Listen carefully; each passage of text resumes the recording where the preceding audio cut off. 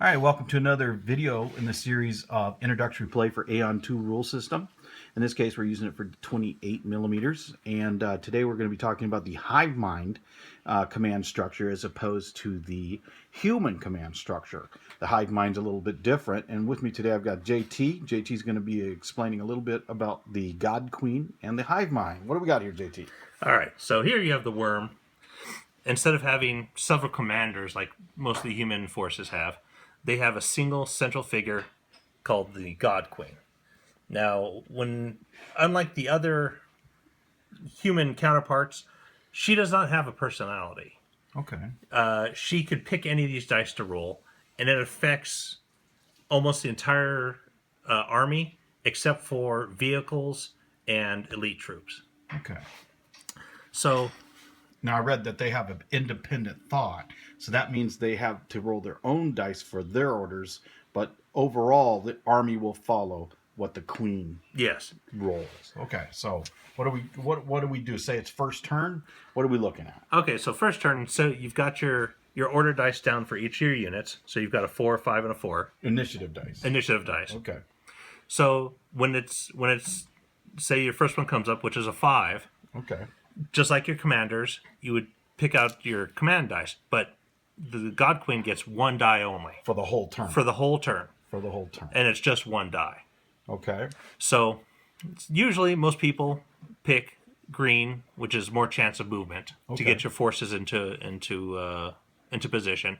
Then, or you could pick your blue, which is more chance of shooting, and then you've got your red die, which is more chance of shooting assault. right now would be kind of lame because we're all in advanced mode. Everyone's too far away, and no one's in position for anything. Because the bad guys, or the paladins, are way down there. So you're probably going to be wanting to use your move, like you said, or maybe even your aggressive dice. Yeah, but the thing is, with the aggressive turn, if you get a charge, you have to move the full amount, which may not put you in the position you want to be. Oh, you can't hide because you're moving full blast. So you have to go full bore, which may leave you out in the wind. Okay, so let's do the roll then. Why don't you roll the green dice and move that tactical like you said you're going to do. So let's roll that and see what that entails. All right, so she got to move. All right, move. Now, normally the queen would be in a unit, so would you go ahead and take that queen and put it... I saw you move it out of the unit earlier. And she would be with a unit. Yes. And it would. I noticed the order dice goes right to her. Yes. Now, who would have to use this movement dice in this particular setup?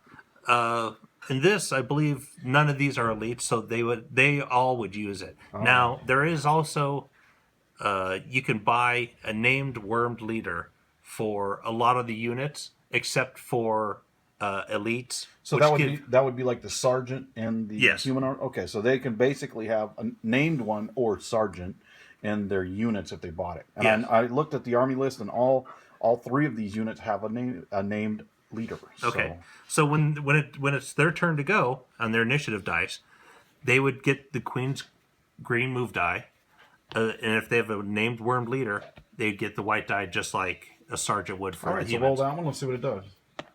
Okay. And there's going to be lots of moving. All right, so we got a move and another move. So these guys are going to be really kicking butt and getting out there into the terrain of their choice, since really there's nobody else out there yet. The paladins are still back in their deployment zone, and you're looking at a double movement for this first unit moving out, which looks to be assault troops for the worm unit. So probably a good time to get into a good hiding spot. Oh yeah, And how far is each movement in 28 millimeter? How far do they get to move? 18 inches. So they can move up in a straight line. Up to 18 inches in a straight line. We'll cover movement later, but that means you can boogie across the board in this instance. Yeah, we can get over halfway across the board if we wanted to. All right, so there's your Hivemind movement, and we're going to go out to another video. Say goodbye, JT. Bye, JT.